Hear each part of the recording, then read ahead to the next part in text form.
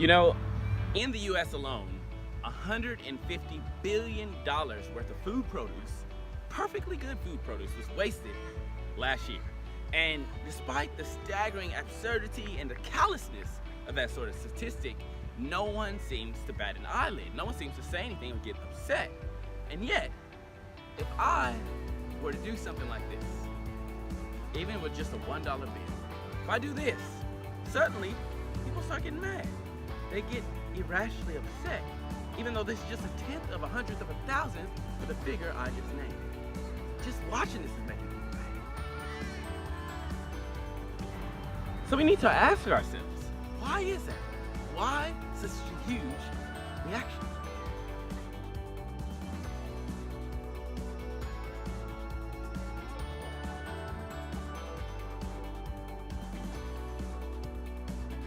You know, the Bible says that the love of money is the root of all evil. And I believe that's true. I believe it's our own obsession with money and the things it can buy that leads us to work in jobs that we hate, that leads us to go to war, that leads us to trade our time for things that aren't even important. This, my friends, is madness. Now, just to be clear, I am not saying all of this stuff here as some sort of self-righteous preacher who's looking down on you and claiming to have obtained some sort of, complete victory over greed myself. That's definitely not where I'm coming from.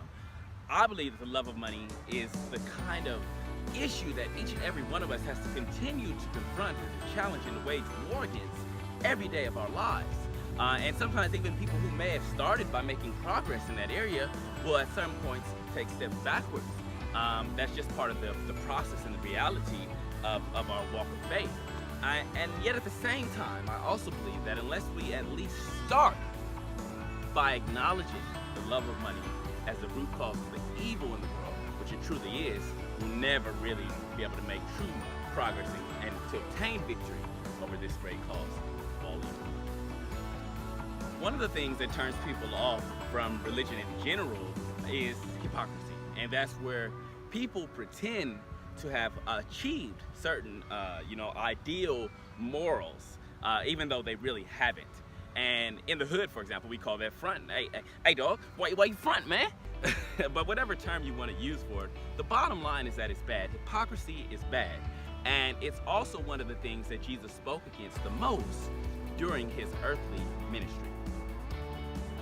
So rather than just, ignoring the love of money as an issue altogether, or even worse, hypocritically pretending that we've conquered greed when we really haven't, why not start off by acknowledging it as the problem that it really is, acknowledging that the love of money is the root of all evil, and then being open and honest about our own struggles in overcoming greed.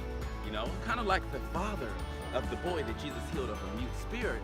Let's not be afraid to say, Lord, help my faith. To do that takes honesty and humility, but that's what's needed. Also, let's not be afraid to link up and connect with others who can strengthen us in our faith and encourage us not to give in to the love of money. Finally, let's look for practical ways to take action, to build that spiritual muscle in terms of challenging greed in a practical way in our lives. Maybe there are people out there that we can help without expecting anything in return. Also, before we rush out to buy something impulsively, let's just stop and consider, do we actually need this particular product? Or is there some way that we can get by without it? That's actually a little bit more poor in spirit. And in these kind of ways, we can start to actually challenge the love of money in our lives.